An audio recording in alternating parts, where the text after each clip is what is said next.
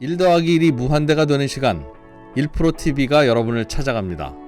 각 분야의 1% 최고 전문가들이 모여 펼치는 지식의 향연 지금 시작합니다. 1%TV 꼭 구독해주세요. 네. 어혜진 소장님 어서 오십시오. 안녕하세요. 네. 어혜진 소장님은 일주일에 2번 나오면 안 되나요? 라고 왜요? 어떤 분들이 3번 나와도 됩니다. 그래서 누구를 빼야 된다는 말이냐 그럼. 네. 그래서 그걸 좀 한번 붙여보려고 그래요. 뺄 사람 많아요. 매일 밤을 새야 될 것 누구? 같은데요. 그러면. 농담입니다. 네. 어디서 자 오늘은 네. GE 네. GE라고 하면 글로벌 삼성인가? 그치면 옛날에 글로벌 삼성. 네, 대기업의 대명사. 옛날에 우리나라 대우쯤 되는 거 아닐까요? 대우. 음. 이것저것 다 모아놨던. 네. 글쎄요. 아무튼.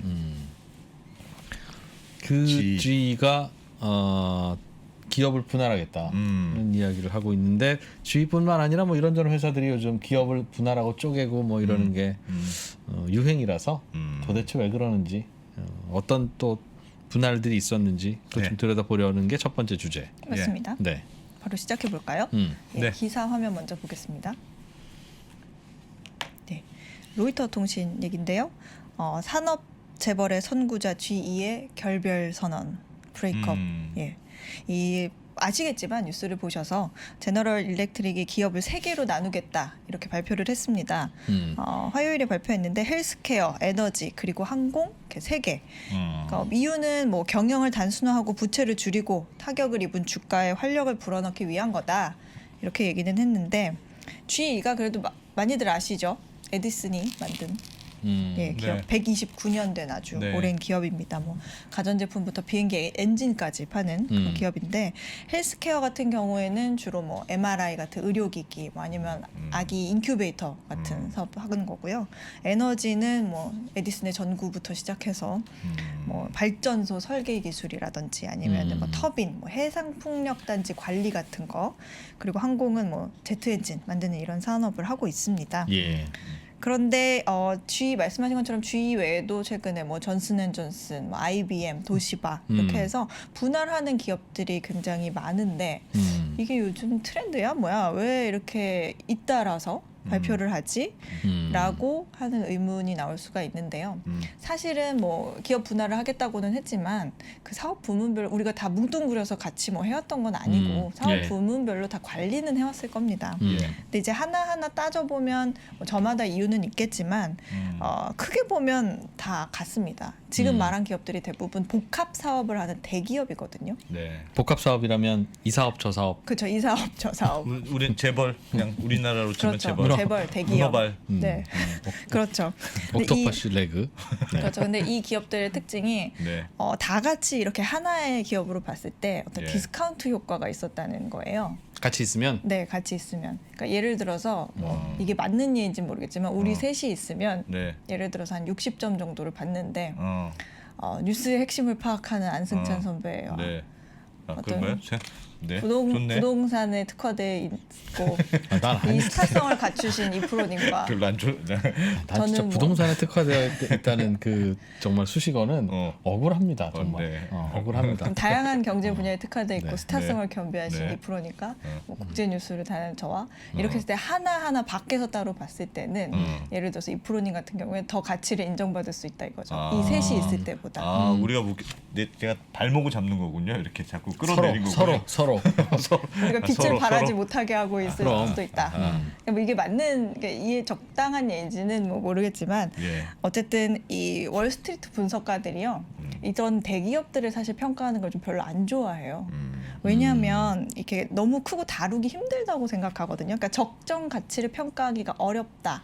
이렇게 생각하기 때문인데 뭐 예를 들어서 존슨앤존슨을 좀 예를 들어볼게요. 네. 뭐 투자자 입장에서 봤을 때는 뭐 존슨앤존슨 베이비 파우더 있죠. 뭐 네. 샴푸 있죠. 논란이 됐죠. 베이비 파우더. 그다음에 그 밴드에이드라고 하는 일회용 반창고, 예. 뭐 타이레노 이런 거 하잖아요.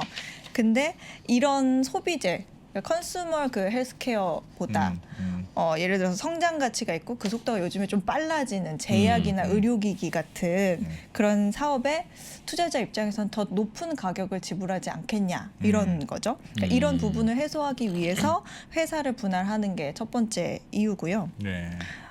두 번째는 그 전에 지금 G 가격 한번 볼게요. 그 시장의 가치를 얼마나 못 받고 있는지. GE 스톡 파란색이 네, 좀 파란색이 G의 주가인데 와. 핑크색은 S&P 500의 주가입니다. 전체 지수입니다. 네, 굉장히 지금 반대로 가고 언더퍼폼 하고 있죠. 제너럴 일렉트릭 저 회사가 아마 시가총액 넘버 원일 때가 있었을 거예요. 있었죠. 그러니까요. 정확히 언제인지 예. 모르겠는데 그래서 음. 그냥 1등 기업을 사서 장기 투자하라는 게 얼마나 이상하고. 위험한 어드바이스인지 맞아요. 보여주고 있는 겁니다. 저게. 맞아요.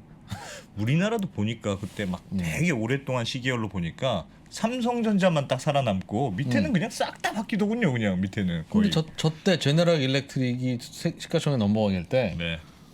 저게 저렇게 되는 걸 어떻게 알고 저걸 피해서 그러니까. 저걸 피하고 신생기업 애플, 마이크로소프트 이런 건 담냐고요. 그래서 여기 지금 한 2010년 앞쪽에 한 2008년 쪽 금융위기 뭐 이렇게 있었어요. 훅 떨어지잖아요. 와. 이때가 그 G 캐피털이 아하. 파산할 뻔한 예, 그때거든요. 근데 그때 이후로 거의 지금 뭐 큰 변화가 없죠. 네. 예, 이런 식으로. 정말 그래서 주주들 정말 짜증 나겠다 진짜. 그렇죠. 답이 없네. 답이 없어. 운영의 그 효율성 측면에서도 이제 설명이 가능한데요. 네. 그러니까 사업이 이렇게 이 대기업처럼 여러 가지를 했을 때 네. 모두가 시너지를 함께 내기가 어렵다는 겁니다. 네. 그래서 뭐 아까 말씀드린 존슨앤존슨 반창고, 베이비 파우더 이런 사업 같은 거는 스테디셀러잖아요. 네. 그러니까 천천히 지속적으로 성장하는 기업인데 어떤 이제 그 프레스크립션 드러그라고 해서 처방약 네. 아니면 의료기기 개발하는 사업의 경우에는 제약산업이라는 게 사실 뭐 10년 이 정도로 투자 기간도 오래 걸리고 그 중에서 100개를 만들었을 때 하나의 블록버스터가 터지면 그건 대박인 거거든요. 네, 예. 근데 정말 그걸 위해서 그렇게 시간을 보내고 투자를 하는 건데 이런 그 사이에는 이익이 고르지 못할 수도 있잖아요. 그렇기 때문에 이런 다른 프로필을 가진 사업을 운영하는 대기업이지만 이걸 분리했을 때 훨씬 유리하다는 거. 존슨앤존슨 지금 그 스피릿 그 하는 걸 예를 들면 네. 모기업이 제약 산업입니다. 남는 예, 게 예. 남는 예, 게. 그렇죠. 네. 그래서 제약 부분의 그 기업 가치가 그 컨슈머 헬스 때문에 오히려 떨어진다. 가치 평가에서 좀 떨어진다 이런 판단 때문이거든요. 그래서 제약에 집중하기 위해서 떼어내려고 하는 걸 수도 있어요. 근데 제약 안에서 지금 뭐 소비자 건강 부분보다 훨씬 더 기회가 많다고 보는 거죠. 이번에 코로나 백신 만들면서도 그렇고 거기에서 조금 더 혁신적인 사업 부분을 만들어낼 수 있는 부분이 지금 제약 안에서 많이 생기고 있기 때문에 예. 더 집중하려고 하는 걸 수도 있어요. 얀센 네, 얀센 그렇죠. 같은 걸. 그러니까 우리 이게 좀 냉정하게 얘기하면 자식은 아픈 손가락에 조금 더 손이 가잖아요. 근데 사업은 아픈 손가락보단 잘하는 놈한테 더 돈을 주게 되죠. 더 투자를 하게 되고. 네. 예, 그런 거고 뭐 제약 쪽에는 뭐 존슨앤존슨 말고도요. 머크 독일 제약 대기업이죠. 머크도 2018년에 P&G에다가 소비자 건강 부분 아예 매각을 했고요. 예. 화이자도 2019년에 컨슈머 헬스케어 부분 떼어냈고 그 다음에 뭐 저기 영국 쪽에서도 지금 분할하겠다 작년에 이런 얘기 섞여 있는 했었거든요. 것 중에 성격 다른 거는 뺀다 이거죠. 뭘 남기고 뭘 빼는 거야. 그때 판단의 문제지만. 어떻게 좀 비슷해 보이지만 뭐 트렌드에 민감한 것과 시간이 오래 걸리는 것과 네. 여기에 이 자원을 한 번에 몰아넣고 나누기는 애매하다 이거죠. 그렇기 때문에 조금 더 그리고 하나 더 덧붙이면 같은 얘기 선상인데 기업 자산의 그 재균형이라는 차원에서 의미가 있다고 볼 수가 있습니다. 네. 무슨 지금은 말이에요? 이제 재균형. 엄마 기업 안에 서로 이제 배분하고 경쟁하고 해야 됐었는데 따로 분리를 하면 뭐 자본의 활용이라든지 의사 결정이라든지 이런 부분에서 훨씬 더 자유로워지고 속도가 빨라진다는 거죠. 그래서 경영진 입장에서도 예전에는 다 같이 있을 때는 나의 부문의 성과가 그렇게 드러나지 않았는데 이제 인센티브 부분에서도 경영 성과가 분명하게 드러나기 때문에 예. 인센티브 측면이나 성과 보상 측면에서도 굉장히 유리해진다 이렇게 볼 수가 있는 거죠. 그 옛날에는 오히려 이렇게 왜 합칠 때는 대마불사도 있고 그러니까 예를 들면 제약 부분은 위험하잖아요. 성공할지 안 할지 몰라. 근데 좀 안정적인 사업부랑 같이 있으면 이게 서로 시너지가 있는 여기서 대박 날 때까지 얘가 돈 벌어주고 그래서 이렇게 막 한때 또 합치던 분위기가 있었는데 요즘은 뭐 GE뿐 아니라 우리나라도 그렇고 이렇게 또 막 띄어내잖아요. 또 그러니까 그거는 약간 그냥 똑같은 사안인데 그걸 바라보는 사람들 시각이 조금 바뀌는 것 같아요. 시대에 따라서. 제 추측은 네. 예전에는 그 주식시장에서 이익을 100억 원을 내면 그냥 시가총액 1,000억 원 대충 그냥, 대충 10배 해서 뭘로 벌었는지 별로 안 물어보는 뭐 그런. 근데 요즘엔 똑같은 100억 원을 벌더라도 무슨 사업이야에 따라서 확 달라지잖아요.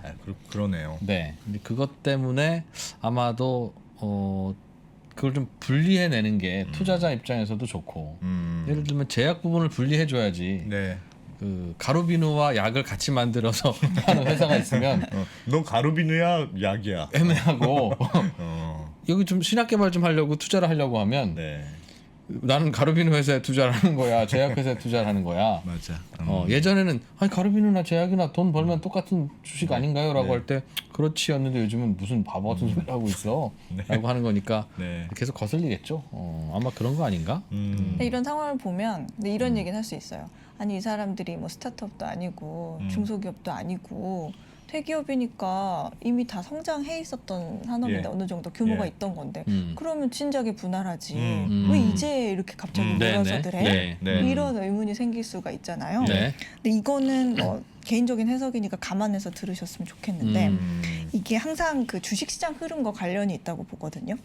이 우리가 그 산업별 흐름을 보면 영어로 멀티플이라고 하죠. 기업 가치라고 하는데 이게 그 산업별로 봤을 때 기업 가치가 엄청 낮아진 산업들이 있잖아요. 네. 네. 뭐 예를 들어서 만약에 뭐 반도체 산업 같은 경우에는 뭐 예전에는 뭐 매출액 대비 뭐 멀티플을 한 20배 쳐줬는데 뭐 최근 들어서는 한 15배 정도 한 25%가 감소했다. 그런 상황이 있거든요. 그러니까 오히려 디스카운트가 되고 오히려 높아지는 산업도 있을 거고요. 네. 근데 이제 우리가 뭐 예를 들어서 뭐 PER이 높다 그러면 미래 가치가 유명하다 이렇게 보는 것처럼 네. 대기업에서도 이런 스피노프를 준비하면서 야 우리 지금이야 하고 하지는 않았을 거예요. 몇 개월 준비하고 하는 건 아니었을 거고 GE 같은 경우에도 한 5년 이상은 준비했을 거라고 보거든요. 근데 그런 과정에서 주식 시장에 대한 가치와 어떤 자본 그 평가 이런 네. 분석을 지속했을 거고 우리 자본이 바깥에서 어떤 비즈니스가 어떤 평가를 받고 있는지 아니면 시장의 흐름이 이쯤 되니까 아마 우리가 이 시점쯤에서 스피노프를 발표하고 이런 식으로 분산을 하는 게 맞겠다라는 네. 계획을 어느 정도 세웠을 거거든요. 근데 사실 뭐 대기업이니까 그 의사결정이 생각보다 그렇게 차타타탁 되지는 않아요. 네. 이게 뭐 적절한 타이밍을 맞추는 것 자체도 진짜 쉽지는 않거든요. 근데 그래도 지금이 가장 적절한 시기라고 판단했을 가능성이 높다. 이렇게 이해를 할 수는 있죠. 좀 더 사실 하나하나 더 따져볼 수 있는 기사가 있어서 가지고 왔거든요. 예. Death to 포브스. Conglomerates. 네, 기사인데 대기업의 죽음. 예, 죽음. 대기업의 야, 죽음. 좋네. GE 그다음에 J&J 존슨앤존슨 도시바 모두 해체 계획을 밝히다. 이런 내용인데 이 기사는 이들 기업이 스피노프 하겠다는 이면에 도대체 무슨 생각을 가지고 있는 건지를 분석하고 오. 있어요. 네. 예. 뭐 무슨 내용이에요? 네, 포브스가 생각하는 이들 기업 분할 목적 첫 번째는 앞서 우리가 살짝 언급한 내용과 같아요. 기업의 부풀어진 덩치가 주력 사업 하나하나의 가치를 끌어내린다고 생각하기 때문이다. 그러니까 쉽게 말하면 시너지가 만들어지는 사업이 아니기 때문에 독립적인 경영을 하는 게 훨씬 맞다. 이렇게 생각하는 거고요. 시장의 평가를 받는데 그게 유리하다는 거죠. 네. 예. 그리고 두 번째는 이제 옛날에는 그 무조건 회사 규모를 좀 키우는 게 그 경영진의 입장에서는 주주들을 향한 최선의 보답이라고 생각을 그치. 했는데 네. 대마불사. 대마불사 너무 네. 좋아하셔. 근데 이제는 이제 회사 경영진들이 그러니까 네. 적정한 스케일 어떤 그 날씬하게 만드는 것이 아. 주주들에게 돌려줄 수 있는 최선의 보답이다 이렇게 본다는 거죠. 그리고 이거는 직접적인 해체 이유는 아니지만 대기업으로서의 삶이 얼마나 복잡하고 지저분해질 수 있는지 경험을 해봤다는 건데 그 과정에서 그 GE, 존슨앤존슨, 도시바 모두 소란스러운 이벤트나 위기가 좀 최근 아니면 몇 년 전에도 이렇게 있었어요. 예. 그래서 그 이후에 분할이 있었다는 건데 예. 어떤 얘기를 하냐면 아까 잠깐 얘기했던 그 G 캐피털 있죠. 예. 이게 자금 문제가 생기면서 금융위기 때 파산을 할 뻔했는데 2018년에 그 CEO가 바뀌면서 뭐 정리도 좀 사업 정리도 하고 뭐 몸집도 줄이는 과정을 통해서 지금의 결정까지 오게 됐다. 네. 이런 얘기가 있고요. 존슨앤존슨 같은 경우에는 최근에 그 베이비 파우더의 뭐 그런 성면 이런 게 네. 암을 유발할 수 있다. 네. 이런 얘기가 있어가지고 지금 수만 건의 소송에 휘말려 있습니다. 그렇죠. 이거 보상금만 상당하거든요. 네. 그리고 뭐 도시바 같은 경우에는 2015년에 뭐 대규모 회계 부정 사건도 있었고 최근에는 그 행동주의 투자자들이 그 회사에 대해서 이렇게 해달라 이렇게 네. 해야 된다 하고 상당한 압박을 가하고 있어요. 그러니까 일련의 이런 사건들을 봤을 때 아 이거 대기업으로서의 삶이 얼마나 이거 지금 복잡하냐 우리가 깔끔하게 정리를 하는 게 더 맞겠다라는 생각을 하는 걸 수도 있다라는 얘기를 하고 있습니다. 네. 그럼 이렇게 봤을 때 음. 그럼 분할 후에 매각 가능성도 있을까? 라는 의문이 생길 예, 그런 수가 생각이 들 있어요. 수 있겠네요. 예. 네, 그거에 대해서 파이낸셜 타임스가 기사를 냈습니다. 며칠 전에 낸 건데 그 프라이빗 에쿼티 그 사모펀드 뭐 바이어들이 제너럴 일렉트릭을 쪼갤 계획을 세우고 있다. 이런 기사인데 내용이 뭐 금융회사들이 선택적으로 이제 이들의 자산을 좀 챙기려고 하기 때문에 이들의 그 분할이 거기서 G의 분할이 거기서 끝날 것 같지는 않다. 아하. 뭐 이런 얘기인데요. 어떤 내용이 더 들어있냐면 사모펀드들이 G의 기업 분할 이슈 이후에 분할된 사업들에 각각 욕심을 내고 있다. 인수하려 할 가능성이 있다. 이거는 이제 그 투자가들의 입장입니다. 사려는 팔려고 네. 덩치 좀 조금 줄여서. 네. 그러니까 특히 뭐 제트 엔진 산업이라든지 에너지 사업 같은 경우에는 탐내는 곳이 많대요. 그래서 그 업계에서는 월가에서는 기회의 영역으로 보고 투자할 수 있는 방식을 찾고 있다. 이런 내용입니다. 근데 G 같은 경우에는 이미 일부 사업들을 사모펀드에 매각한 전적이 있거든요. 네. 근데 이제 이런 부분에 대해서 이 기사에서는 G가 이런 부분에 대해서는 언급을 피하고 있다.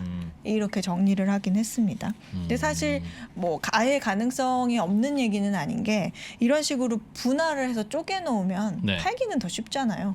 그럼요. 네. 예. 그래서 종종 이런 목적으로 뭐 스피노프 하는 회사들도 있거든요.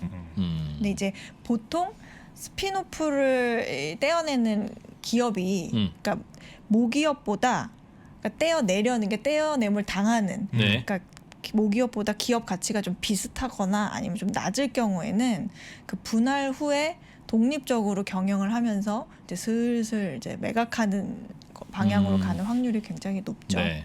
네. 그래서 제가 오늘 이 부분에 대해서 그래도 조금 더 내용이 있었으면 좋겠다. 뭔가 아쉬운데 해가지고 오랜만에 네트워크를 동원해서 오늘 아침에 그 미국의 그 네. 사모펀드에서 임원을 하셨던 그 분께 전화를 해서 여쭤봤는데 그분의 사견이니까 그냥 참고만 해서 들어주셨으면 네. 좋겠습니다.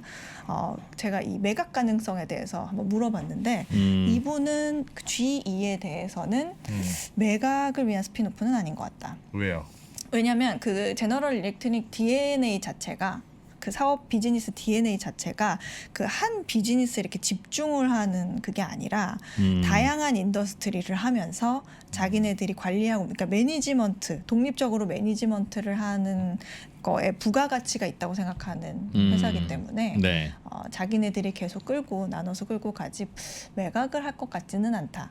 이 회사의 특성으로 봤을 때는. 다만 이거 존슨 같은 경우에는 이제 이건 외신에서 본 내용인데요. 스피노프 이후에 분리된 회사들에게 존슨앤존슨이라는 타이틀이 안 달릴 수도 있다. 이런 내용이 기사에 있었어요. 근데 제가 너무 많은 기사를 보다 보니까 어떤 기사였지 하고 찾지를 못했어요. 그래서 화면을 보여드리고 싶은데 근데 그 안 달릴 수 있다. 이런 기사를 봤습니다. 이게 무슨 얘기냐면 독립적으로 경영을 더 나아가기 위한 전략일 수도 있는데 오히려 쪼개면 매각이 더 편하기 때문에 장기적으로는 매각을 염두하고 나온 얘기가 아닐까 하는 해석을 좀 할 수가 있죠. 아니 존슨앤존슨은 그 베이비 파우더 이미지가 너무 강하니까 우리는 그냥 앞으로 얀센이야. 우리는 얀센만 하는 거야. 이렇게 할 수는 있겠죠. 다양한 목적이 있을 거예요. 네. 자르고 나면 뭐 자본을 유치를 하든 혹은 뭐 매각을 하든 네. 아무튼 나눠야죠. 저는 또 나눠지고 나서 시너지라고 합니까? 기업 가치가 더 높아진 기업 네. 가치도 아니고 이게 똑같은 건데 붙어 있을 때보다 나누고 나서 높아지는 거를 어디서 봤냐면 그 애플 이어폰 있죠? 무선 네. 이어폰 뭡니까 네. 이거? 네. 이어폰. 에어팟. 에어팟. 예. 네. 에어팟. 왼쪽 오른쪽이 있는데 보통 이게 무선이니까 하나 없어져요. 하나 없어져. 네. 네. 그럼 양쪽 다 사기에는 아깝고 비싸고. 그렇지. 근데 왼쪽이니까 왼쪽만 없어졌 있고 오른쪽이 없어졌으니까 오른쪽만 하나 사면 되잖아요. 네. 그럼 이게 합쳐서 20만 원이면 네. 각각 얼마에 팔까요? 아, 각각 원래는 20만 원, 10만 원, 10만 원이 10만 맞는데 네. 그거보다 비싸게 팔겠죠. 그렇죠. 하나는. 오른쪽만 살려면 한 13만 원쯤 줘야 돼요. 그러니까. 13만 원, 네, 14만 원. 그러니까 두 개를 이렇게 따로따로 팔면 네. 비싸게 팔 수 있는 거예요. 근데 왜 우리는 카카오 문어발이라고 뭐라 그러죠? 너무 많다. 개월수 너무 많다고 또 뭐라 그러잖아요. 문어발 경영. 너무 많다고 문어발 경영. 매일매일 신문을 만들어야 하는 건 많은 고민과 많은 부작용을 가져옵니다. 네. 네. 알겠습니다. 네. G 주식을 가지고 계시는 분들이 궁금하신 분들이 있으신 것 같은데 네. 제가 뭐 가타부터 할 수는 없고 또 수십 개를 본 기사 중에 네. 이런 기사는 봤습니다. 도이체방크가 네. GE가 지금 뭐 다시 바잉으로 애티튜드를 바꿔서 기회다라고 분할에 대해서 긍정적으로 본다. 네, 긍정적으로 오히려 네. 회사에 다시 일어날 수 있는 기회다라고 본다 이런 얘기가 있었습니다. 뭐 참고를 하시면 되겠고요. G는 뭐 스피노프는 요 정도까지로 하고 다음 얘기 한번 넘어가 볼까요? 네. 뭔가 스피노프 한다는 얘기를 분할 들었는데 들을수록 좀 큰 의미가 큰 의미가 있고 있네요. 굉장히 큰 변화가 있는 것 같아요. 트렌드인 진짜. 것 같고 야 이걸 어떻게 투자에 어떻게 활용을 하면 괜찮을 것도 같고 네. 그렇습니다. 자, 이제 다음 얘기를 해보겠습니다. 조금 전에 그렇습니다 할 때 네. 주현영 기자 목소리였어. 그렇지 않았어요? 제가 성대모사를 할 수는 있으나 네, 네. 원래 제 말투로 오해를 하실까봐 하지 않겠습니다. 알겠습니다. 해줘요. 주현영 기자 목소리. 기자. 너무 좋아. 질문. 네. 네. 자, 그러면 다음은 미국 중간선거 얘기를 한번 해보겠습니다. 미국 중간선거 예. 네, 미국 중간선거 요즘에 국내 증권사들이 내년 주식시장 전망, 경제 전망 이런 거 많이 내놓고 있거든요. 그런데 그 내용들을 보다 보니까 그 미국 중간선거에 대해서 네. 불확실성이 있다 이런 얘기. 지금 또 갑자기 두 분이 또 입술을 꽉 깨무셨는데. 아니요. 예. 네. 네. 네, 그래서 불확실성이 있다 이런 얘기들이 나오고 있는데요. 네. 불확실성은 사실 시장에는 결국에 악재잖아요. 그래서 도대체 어떤 얘기가 있길래 이런 네. 얘기가 나오는지 설명을 드리고 그리고 이게 중간선거가 내년에 11월 8일이거든요. 11월 초인데 네, 11월 초인데 네. 그때까지 일 년- 내년 일 년 한동안 남았네요. 아니, 1년 많이 동안 남았네요. 그래도 써먹으실 수 있는 예. 기본 정보가 됐으면 하는 바람에서 네. 좀 가지고 왔습니다. 일단 중간 선거가 뭘까 모르시는 분들을 위해서 화면을 좀 보여드리겠습니다. 중간에 하는 선거. 네. 맞죠? 네. 영어로 하면 미드텀 일렉션이라고 하는데요. 이제 이 그림이 뭐냐면 그 아래 그 막대기가 있잖아요. 네, 네. 그 상원 의원 의석 수입니다. 네. 근데 지금 14, 20 이렇게 되어 있는 게 네. 이번에 새로 뽑아야 하는 인원이에요. 그래서 뭐 예를 들어서 근소하게 지금 지도를 보면 근소하게 의석수를 잃거나 얻거나 하는 차이로 민주당의 그 우위 정당의 자리가 바뀔 수 있다 하고 얘기하는 그림이거든요. 지금 딱 50대 50인데. 네. 그리고 저기 비어 있는 그러니까 뭐 색깔이 없는 칸은 이번에 선거를 하지 않는 지역들입니다. 안 한다. 미국은 네. 그러니까 선거를 하는 선거구가 있고 안 하는 선거구가 있어요. 네, 이게 어떻게 되냐면요. 중간 선거가 대통령 집권 2년 차에 하는 말 그대로 중간 4년 임기니까 네, 예. 중간 선거거든요. 음. 이때는 상하 의원, 뭐 주지사, 뭐 검찰총장까지도 이렇게 뽑습니다. 네. 근데 이제 대통령에 대한 국정 운영에 대한 평가를 나타낼 수 있다. 이런 의미를 담고 있어서 굉장히 중요한 선거로 인식을 하고 있는데요. 뭐 어느 정도냐면 그 midterm election are always challenging for the White House라고 돼 있는데 이게 백악관을 지배하고 있는 정당에게는 항상 이거는 도전적인 과제다. 음. 이런- 중간중간 이겨야 되니까. 네, 그런 부담이- 중간 심판 역할이네요. 그렇죠. 그래서 이게 보면요. 그런데 남북 전쟁 이후에요. 음. 역대 중간 선거가 한 40회 정도 있었는데 이 중에서 37번을 음. 백악관이 지배하고 있는 정당, 집권 여당. 네, 집권 여당이 졌어요. 그렇죠. 37번을. 이긴 건 2번밖에 없어요. 맞아요. 우리나라도 많이 그래요. 중간에 그리고 하는 선거는. 2년이면 네. 권태기 올만해. 딱딱 네, 그럴 때야. 네. 네. 하원 임기는 2년이에요. 네. 2년이고 상원 임기는 6년, 네. 주지사 임기는 4년이거든요. 그래서 2년마다 하는 선거이기 때문에 하원은 전체 의원을 다시 뽑아요. 네. 그리고 상원은 6년이기 때문에 100명이 정원인데 네. 100명 중에 한 34명, 그러니까 3분의 1 정도를 뽑거든요. 그러니까 2년 주기로 3바퀴 돌면 6년이 되잖아요. 그래서 3분의 1씩 2년마다 뽑는 거예요. 상원은 그렇게 3분의 1씩 3분의 나눠서 뽑고 돌아가면서 2년, 뽑고. 2년, 2년. 하원은요. 하원은 2년이 임기이기 때문에 2년마다 그러니까 계속 전원 다 뽑고. 다시 뽑습니다. 미국의 하원 의원은 임기가 2년밖에 안 돼요. 네. 와. 4년은 우리나라 국회의원이 좋은 거네. 좋은 거네. 하원 의원은 2년이다. 네. 매년 바꾼다. 네, 그래서 상원 의원의 같은 경우에는 각 주마다 2명씩 뽑거든요. 예. 총 100명, 50개 주에서 음. 100명. 근데 국민들이 직접 선출을 하고 예. 하원 의원도 직접 선거를 합니다. 하는데 2년마다 네. 바뀐다. 네, 근데- 이번 중간 선거는 그럼 하원을 다 바꾸는 선거고. 그렇죠. 하원 다 상원 중에서 인원이- 3분의 1만 물갈이가 되는 선거고. 네, 상원이 3분의 1만.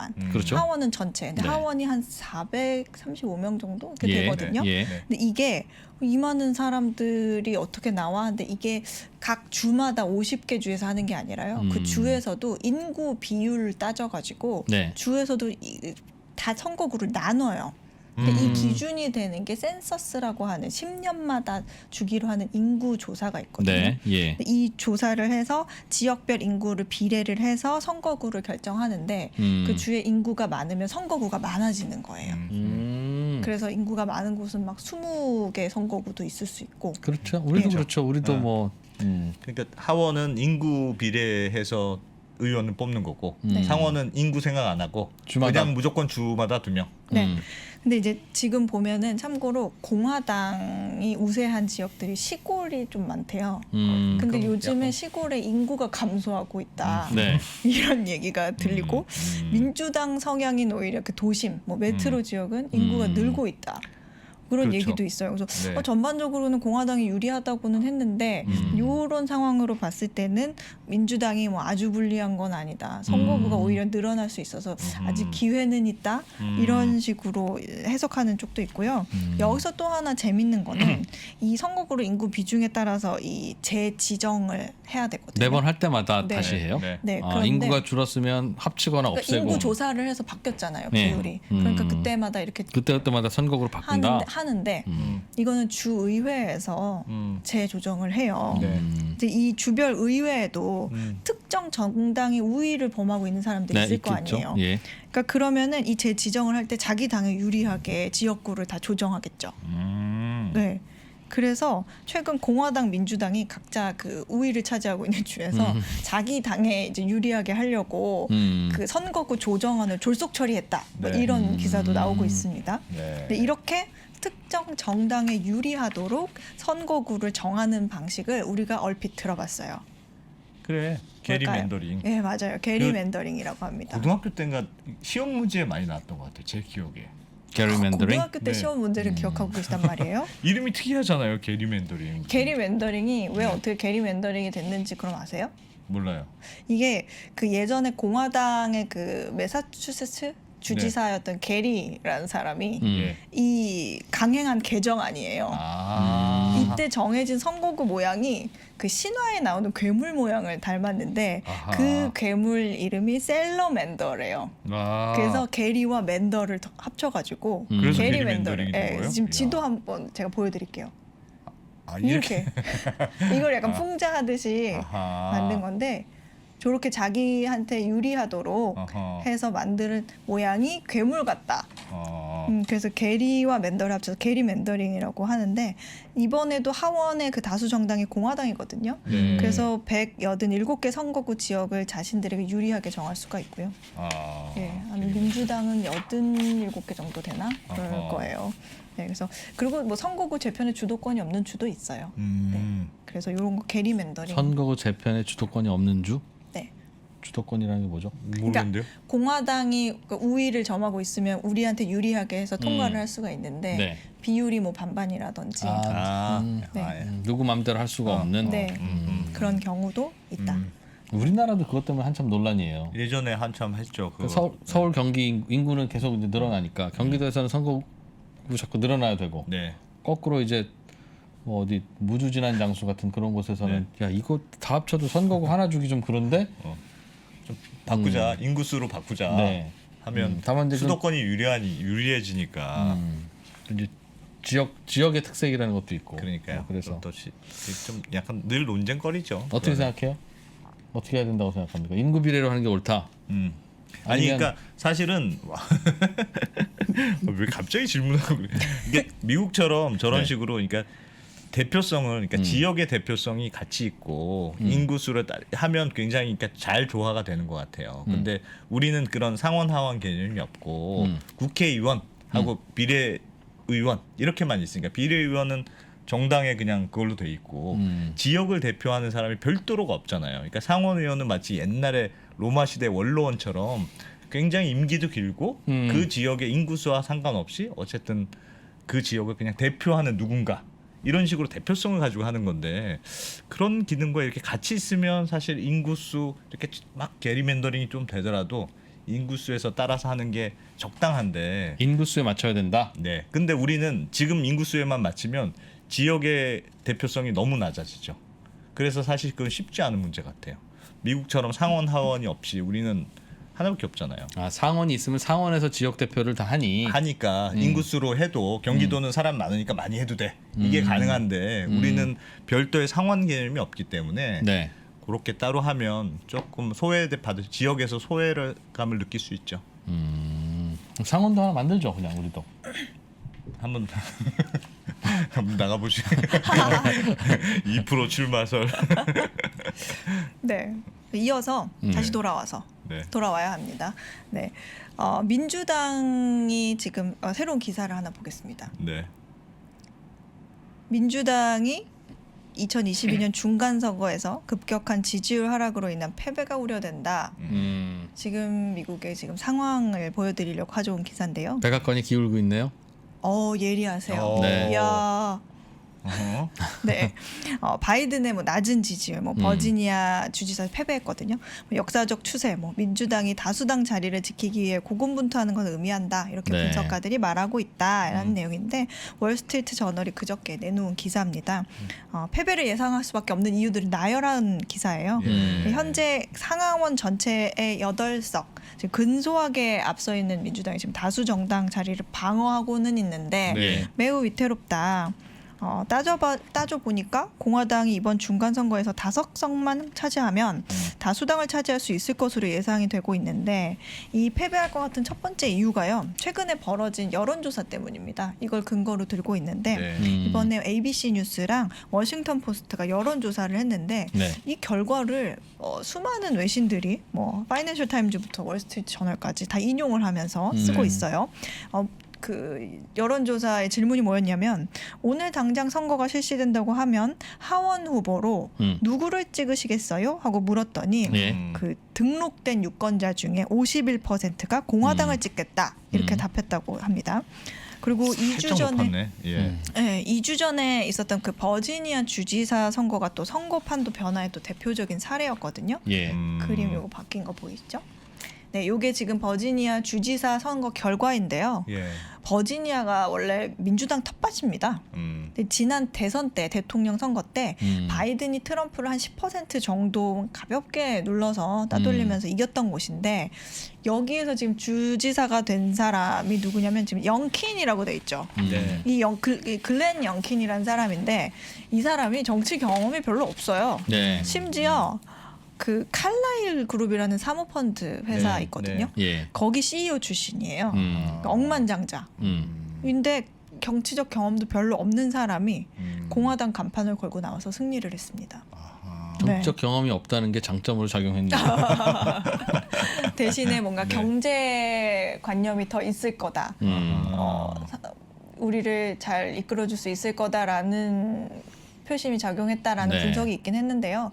버지니아에서 공화당 출신 주지사가 나온 거는 12년 만에 처음이래요. 네. 그러니까 이 정도면은 이제 민주당 쪽에서 약간 충격으로 받아들일 수가 있는 거죠. 네. 그리고 바이든의 지금 국정 지지율도 너무 낮아요. 취임 직후에 55.5% 정도 됐는데 네. 며칠 전에 나온 거는 41%로 떨어졌어요. 근데 중간 선거 직전에 이렇게 50% 미만, 40%대로 떨어지면 역대 대통령들의 사례로 봤을 때 되게 중간 힘들다. 선거에서 졌어요. 아, 그래요. 네. 그래서 그런 것도 있고 지금 화면을 다시 보시면 아래는 지금 이게 워싱턴 포스트가 기사에 인용한 네. 여론조사 통계거든요. 네.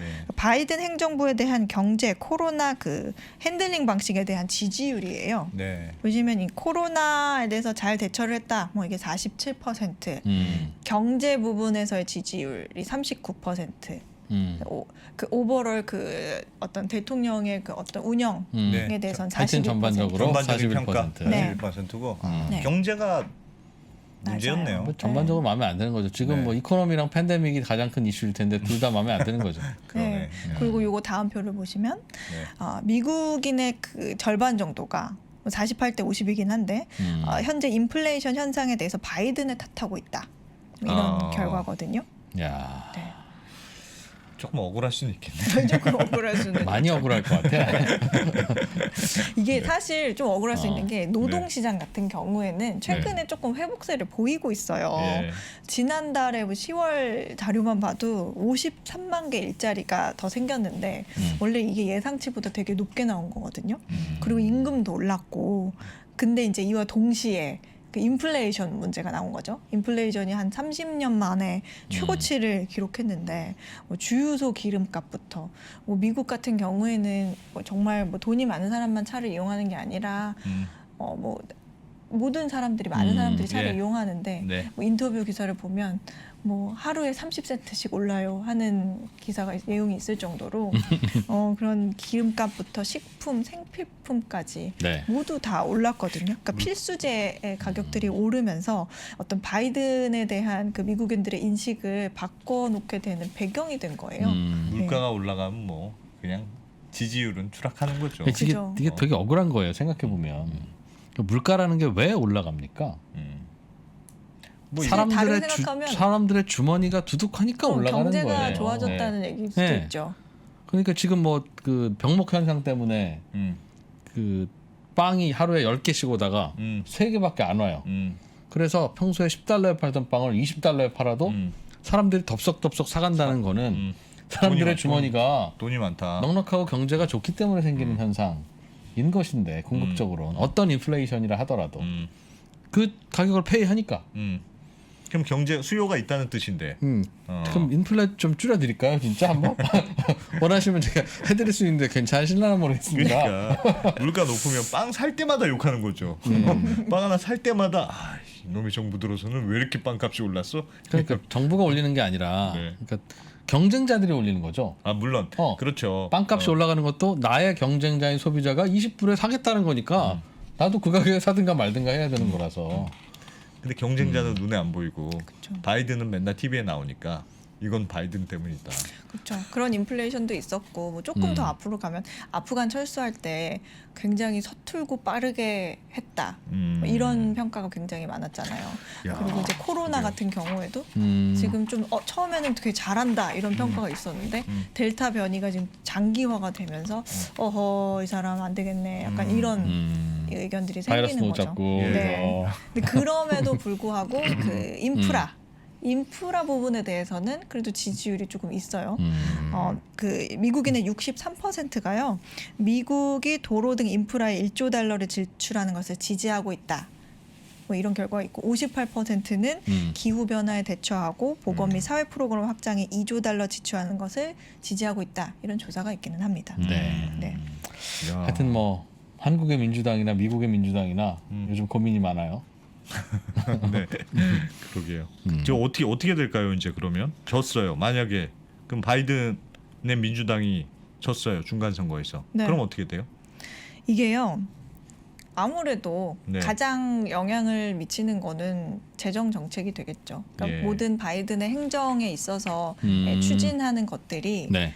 빨리빨리 처리가 될 수 없는 건데요. 그러니까 문제는 하원 때문이에요. 하원에서 이 우위를 점하지 않으면 안 되는 게 그렇죠. 그 이 상원과 하원에서 각자 이렇게 맡고 있는 권한이 있는 것들이 있는데 하원 같은 경우에는 그 세입 문제, 네. 뭐 세금, 뭐 예산안 심사 이런 거를 하원에서 컨트롤할 수 있는 권한이 있거든요. 네. 근데 이제 만약에 하원에서 공화당이 굉장히 압도적인 우위를 점했다.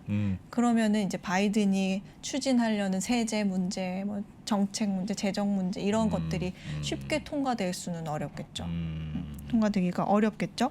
그리고 뭐 참고로 말씀드리면 상원 같은 경우에는 뭐 국가 간의 조약이라든지 뭐 군대 파병이라든지 예. 이런 부분을 네. 결정할 수 있는 권한이 있습니다. 음. 네, 참고로 말씀드리면.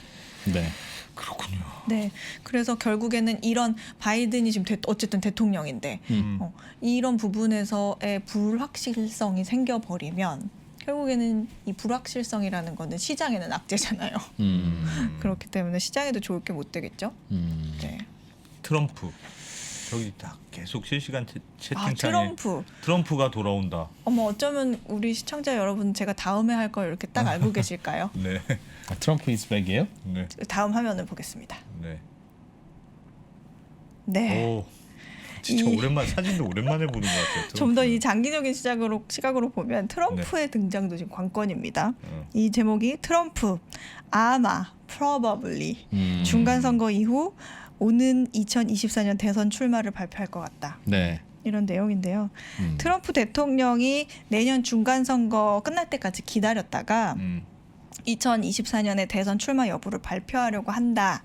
이런 기사거든요. 아하. 그런데 지금 이미 트럼프 전 대통령은 네. 공개적으로요. 그러니까 약간 유세 형식의 집회를 이어가고 있어요.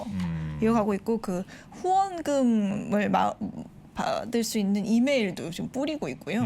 네, 발송하고 있고 그리고 지금 공화당 내부에서도 물론 그 반대 여론도 있기는 한데 공화당의 표를 불러 모을 수 있는 카드로 지금 여기고 있어요. 야. 네, 막강한 영향력을 행사하고 있어서 트럼프 이즈백 뭐 가능성이 없지는 않다라는 게 네. 지금 여론이죠. 그러니까 중간 선거 보고 공화당이 좀 승기를 잡거나 분위기 타면 그때 이제 내가 컴백하겠다.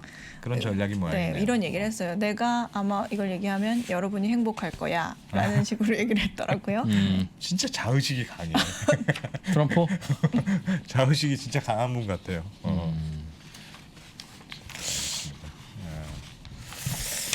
트럼프 is. 네. 자, 트럼프는 이제 트럼프가 옆으로 밀어버리고 네, 다음 얘기. 네, 다른 얘기 한번 네. 해보겠습니다. 이번에는 유럽 쪽으로 가볼까요? 유럽 좋아요. 네, 가야죠. 자, 화면 한번 보겠습니다. 유럽. 이게 뭐냐면요. 벨라루스 얘기예요. 벨라루스. 벨라루스. 벨라루스와 폴란드 사이에 이민자 위기가 고조됨에 따라 벨라루스 대통령이 푸틴에게 같이 조인해달라 이렇게 요청할 수 있다 이렇게 말을 했다 그런 내용인데요. 지금 요 지도 여기가 벨라루스입니다. 유럽의 충청북도. 유럽의 무슨 말만 하면 맨날 충청북도요. 야, 진짜 러시아하고 딱 붙어 있네요. 네, 옛날에 러시아어도 여기에 있고. 벨라루스가 러시아 땅이었죠. 러시아 예전 옛 소련. 네. 네. 얘기를 맞아. 미녀가 많은. 미녀가 많죠. 미녀가 벨라루스 많은. 치면 뒤에 미녀라고 연구를 알아서 뜨더라고요. 네. 지금 벨라루스와 이쪽에서 무슨 일이 벌어지고 있냐면요. 그 벨라루스와 폴란드 국경 사이에 난민이 수천 명이 몰려들어가지고 아이고야. 폴란드군과 대치를 벌이고 있어요. 벨라루스가 폴란드를 유럽 연합을 불안정하게 만들기 위해서 그 압박하기 위해서 난민을 무기화하고 있는 건데요. 지금 지도를 하나 더 보시면 저기 빨간 점 있죠. 예. 벨라루스와 네. 폴란드의 국경에 사이에. 있네요. 예. 네, 그 빨간 점에서 지금 아까 사진들 이런 일들이 벌어지고 있는 거예요. 대치하고 있는 예. 이제 난민들이 어디서 왔냐면 되게 뭐 이라크나 뭐 시리아, 아프가니스탄 이런 데서 온 사람들이거든요. 근데 지난 몇 주간 그 폴란드 국경을 몰래 넘어가기도 했고요. 네. 뭐 8월 이후에 입국을 시도한 난민만 지금 3만 명이 넘는다 그래요. 그러니까 벨라루스가 근데 어떻게 하다가 저기까지 이렇게 몰아 넣었냐 하면 이런 소문을 낸 거예요. 제가 좀 재밌으라고 좀 이렇게 연기로 할게요. 네. 저기요 폴란드가 국경을 개방하고 아. 난민 받을 수 있을 것 같답니다. 우리나라 지나갈 수 있는 비자 발급해 줄 테니까 어서 그쪽으로 가보세요. 비행기 보내줄 테니까. 벨라루스에서 네, 일단 우리나라 입국한 다음에 저기 폴란드로 가시면 됩니다. 이쪽입니다. 이렇게 이렇게 한 거예요. 이쪽이에요, 이쪽. 막 이렇게 몬 거예요. 네. 그래서 네, 그런데 이제 폴란드 군대들이 이걸 막으려고 병력과 이제 장비를 아이고야. 국경에 배치를 해가지고 난민들을 상대하고 있는데요. 지금 그곳 상황 사진을 제가 가지고 왔습니다. 이런 상황이에요. 지금 저렇게 난민들이 저렇게 모여서 움막 지어서 이렇게 지내고 있고요. 아래쪽 사진은 우측 하단 사진은 지금 되게 추운 모양이네요. 네, 입은 옷들이 맞아요. 보니까. 그래서 갑자기 떨어진 온도 때문에 동사하는 사람들도 아이고. 있고요. 저 옆에 있는 철조망이 저 국경인가요? 국경? 네, 국경인데 이게 이 사진이 뭐냐면요. 벨라루스와 그 폴란드 국경에서 그 폴란드 군대가 난민들을 가까이 오지 못하게 하려고 물대포와 최루탄을 사용하는 모습입니다. 아이고. 저기 이제 물길 같은 게 이제 물대포 쏘고 있는 거예요. 네. 아이고야 심각하네요. 이런 상황이 생기고 어디서 온 분들이죠, 이분들은? 아까 뭐 시리아, 그건- 아프가니스탄 뭐 이런 네. 쪽에서 야. 이라크 뭐 이런 쪽에서 온 난민들입니다. 근데 왜 벨라루스가 유럽을 곤란하게 만드냐? 네. 궁금하실 거 아니에요. 네. 이 벨라루스 대통령 별명이 네. 유럽의 마지막 남은 독재자예요. 네, 그럴 정도로 지금 루카셴코 대통령이라고 하는데 지난해 8월에 육선에 성공을 하게 됩니다. 야. 육선. 대박이네요. 네. 근데 이걸 불사조네, 불사조. 이걸 듣고 피닉스. 유럽 연합이 부정 선거와 어떤 자국의 그 반대파들을 무자비하게 탄압을 했다. 네. 이런 이유를 들어서 벨라루스에 제재를 가했어요. 아. 그랬더니 벨라루스 그 대통령이 복수할 거야. 아하. 뭐 이러면서 지금 난민들을 폴란드로 밀어넣어서 유럽으로 가게끔. 유럽으로 유럽은 사실 보내려고. 난민 문제가 막 크잖아요. 네. 이게 굉장히 골칫덩인데 계속 보내려고 야. 하는 거예요. 나 건드리지 마. 어허. 네, 그런데 이 유럽 연합이 난민을 너 정치적 도구로 이용한단 말이야. 더 괘씸해. 너 추가 제재할 거야. 네. 이러면서 제재 범위를 확대하기로 이제 합의를 한 상태입니다. 근데 이렇게 벨라루스가 아나무인으로 행동할 수 있는 거는 네. 사실 가스관이라는 엄청난 인질이 있기 때문이에요. 아. 네, 여기서도 가스관이 나오는데 화면 보겠습니다. 민스크는 아까 그 벨라루스의 수도였고요. 네. 요 지금 보시는 이 선들이 예. 러시아에서 유럽으로 가는 가스관들이거든요. 근데 아. 보라색하고 진한 주황색이 이 벨라루스를 거쳐서 이 유럽으로 폴란드, 가는 유럽으로 이렇게 가고 가스관이에요? 있습니다. 그래서 올해 기준으로 이 러시아에서 유럽으로 가는 그 가스의 약 20%가 벨라루스를 거쳐서 갔다고 해요. 저 보라색과 주황색을 통해서. 네. 예. 그런데 이제 벨라루스가 이 가스관을 두고서 좀 불리해지니까 아야 밸브 잘 잠거라잉 이렇게 되는 거죠. 잠그겠다. 네, 우리 고만 폐쇄하겠어 뭐 이렇게 으름장을 놓고 있는 거예요. 자꾸 선거했는데 뭐라고 자꾸 시비 거네 애들. 네. 일단 밸브 잠그고 시작해보자. 네. 그러자고 하는겨. 그래서 루카셴코 대통령이 뭐라 그랬냐면 어. 너네 실제로 이렇게 얘기했어요. 실제로 가스 흐름 끊으면 어떻게 되겠어? 폴란드, 리투아니아 사람들 지금 머리가 빈 게 아니면 리더십에 대해서 나한테 뭐라고 하지 말고 아하. 너네가부터 생각을 잘 해보라고 권하고 싶다. 아하. 이렇게 얘기를 했어요. 아, 진짜 세게. 벨라루스 대통령이 네. 대놓고 얘기하는 거군요. 네. 대놓고. 그리고 덧붙여서 내가 푸틴한테 핵무기 탑재한 그 폭격기 배치해서 국경 순찰하도록 요청할 거라고 그리고 유럽으로 가는 화물 수송도 다 중단할 거고 네. 추가 제재를 나도 할 거야. 보복성 조치 내가 지금 다 생각해놨어. 이렇게 언급을 했어요. 그러니까 지금 EU와 미국, 영국이 공동으로 뭔가 새로운 제재안을 발표할 것 같아요. 또 추가적으로. 근데 여기서 제재하는 이유는 그 나라 뭐 이른바 이제 저항 인사, 민주 인사를 탄압했다는 그리고 그런 난민을 거죠? 정치적 도구로 했다는- 사용하고 있고 야. 그랬더니 이 상황을 본 메르켈이 네. 열을 받아서 음. 푸틴에게 전화를 합니다. 네. 야 이 대머리 아저씨야! 이러면서 전화를 합니다. 네. 네. 너 빨리 동맹국, 어. 니네 동맹국의 그 루카셴코 대통령 빨리 중재 안 하냐? 빨리 중재해라. 그랬더니 푸틴이 당사자들끼리 직접 대화해서 푸는 게 좋겠습니다. 라고 입장을 거듭 밝히긴 했는데요. 네. 일단 독일 입장에서는 또 화가 나서 화면을 보시면 기사 화면 볼게요. 네. 예. 독일이 저머니 노드 스트림 2 가스관 승인을 중단했다. 이런 얘기가 나옵니다. 그러니까 어제 그 독일이 그 러시아에서 그 발트 해적 가스관을 통해서 바로 오는 그 노드 스트림 2가 지금 있는데 네. 새로 만든 거거든요. 네. 다른 나라를 거쳐서 가지 않아도 되는 해저로. 네, 해저로 쭉 러시아에서 한 번에 바로 갈 수 오는 있는 거예요. 건데 네. 이거에 대해서 최종 승인 절차를 중단하겠다. 이렇게 밝혔어요. 저거 승인해 주는 게 러시아가 원하는 바죠. 그렇죠. 원하는 거고 사실 독일도 승인해서 가스가 그런 식으로 빨리 오면 독일한 좋죠. 그러니까 지금 저 안 그래도 조금 전에 폴란드 거쳐서 가는 저 벨라루스가 잠글까 말까 뭐 한번 해볼까 하더라 이렇게 하는 그 가스관이 결국 독일로 가요. 그렇죠. 그 독일 입장에서는 이렇게 오나 저렇게 오나. 그 다이렉트로 좀 우리한테 왔으면 좋겠는 거예요. 독일 입장에서는. 네. 그 독일로 다이렉트로 가는 거죠, 저게. 노드 스트림. 그렇죠. 그래서 근데 이러한 결정의 배경에는 그 러시아를 향한 압박이 있어요. 네. 또 빨리 중재해. 중재 안 하면 나 승인 안 할 거야. 이런 배경이 있었던 쟤네가 거예요. 잠근다는 저 밸브가 니네 가스 그렇지, 밸브야. 그렇지. 거기서 오는 거니까 사실 가스관이 없으면 독일이 손해긴 한데요. 그럼에도 불구하고 미국 같은 이런 서방 국가들이 너희가 좀 손해를 보더라도 네. 이거를 좀 유럽 전체의 지역을 불안정하게 만드는 예. 이런 벨라루스, 러시아의 상황을 해결하기 위해서 좀 감수해 달라 이런 요구가 있었다 그래요. 네. 근데 여기서 그러면 의심을 해볼 만한 게 네. 어떤 얘기가 나오냐면 러시아 배후설 이게 또 나옵니다. 사실 벨라루스 뒤에는 러시아가 있었다. 그런 얘기가 나오는 거예요. 그러니까 이 모든 사건의 배후는 사실 러시아다. 왜? 러시아가 유럽을 압박하는 수단으로 이 벨라루스와 손잡고 이런 행동을 하는 거다. 네. 이런 얘기가 나오는 거거든요. 근데 러시아는 막상 저 아닌데요. 아니거든. 이렇게 발뺌을 하고 있어요. 너는 나만 가지고 뭐라 그래? 근데 러시아가 뒤에서 안 하면 이 말이 안 될 것 같아. 진짜. 근데 그 가스관의 본류가 러시아고. 왜?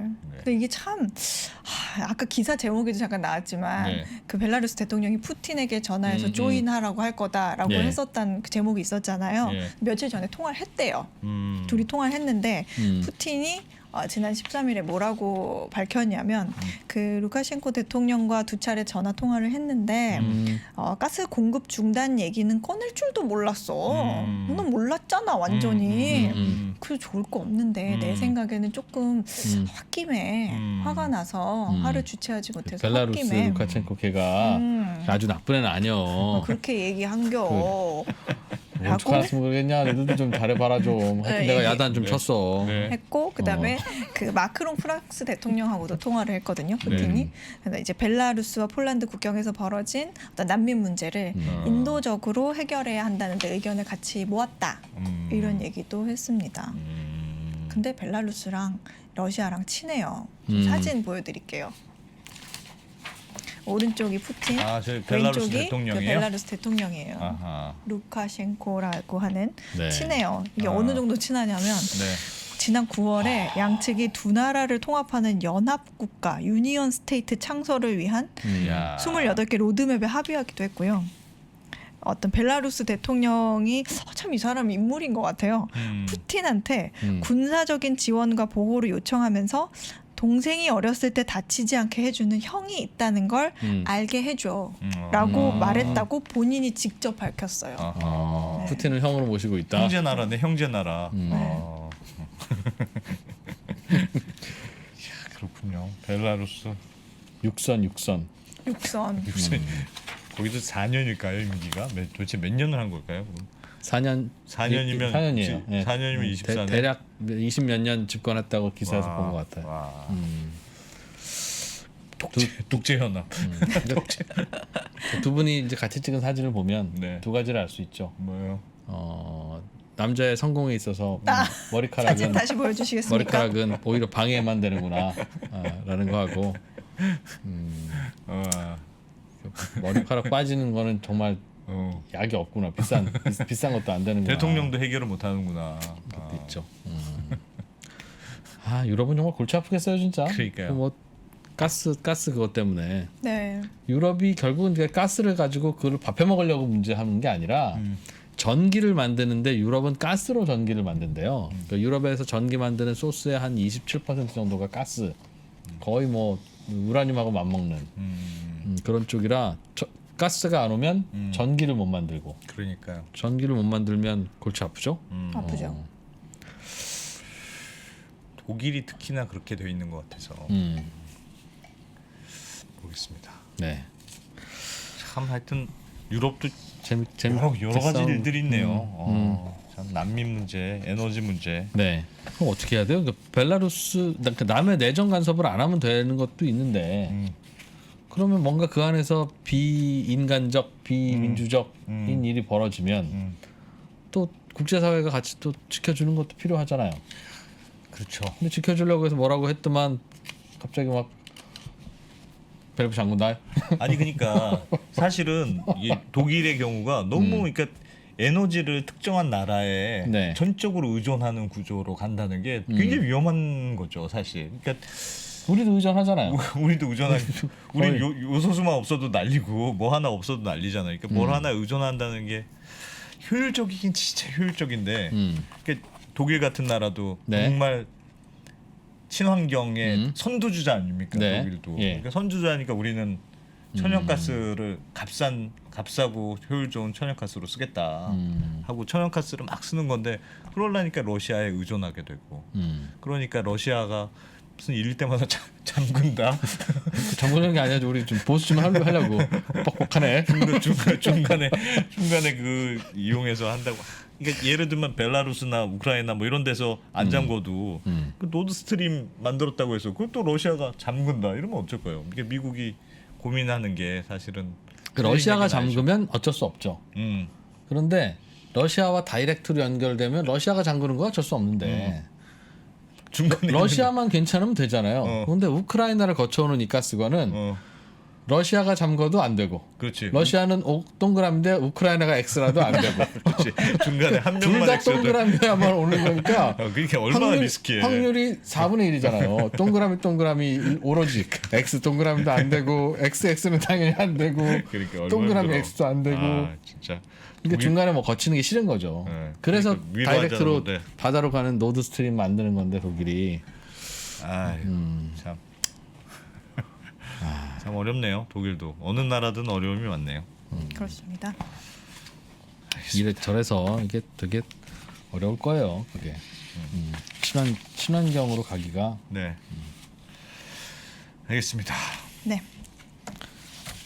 벨라루스로 한번 가보고 싶네요. 벨라루스. 왜요? 미녀가 많아서? 화이트 러시아란 뜻이랍니다. 벨라루스. 벨라루스가? 화이트 러시아란. 벨라가 화이트, 네. 루스가 그 러시아. 그렇다고 하는데 저도 정확하진 않아요. 아까 실시간 채팅창에 그거 백 러시아라는 뜻입니다. 이렇게. 그래서 네. 알겠습니다. 그런 거 추정됩니다. 네. 자, 오늘 해담경제연구소 어혜진 소장님과 함께 세상을 한 바퀴 쭉 돌았네요. 음. 벨라루스도 갔다 왔고 또 어디 갔다 왔죠? 미국도 갔다 오고. 미국은 아까 왜 갔다 왔죠? 중간 선거 지휘도 하고 있었고 선거도 시위도 하고. 있었고요. 네. 어. 트럼프도 잠깐 나왔잖아요. 그리고- 깜짝 네. 등장. 대기업들이 이제 슬슬 몸집을 줄이고 있다는 네. 이야기도 들었고 유익한 시간이었습니다. 고맙습니다. 네, 예진이었습니다.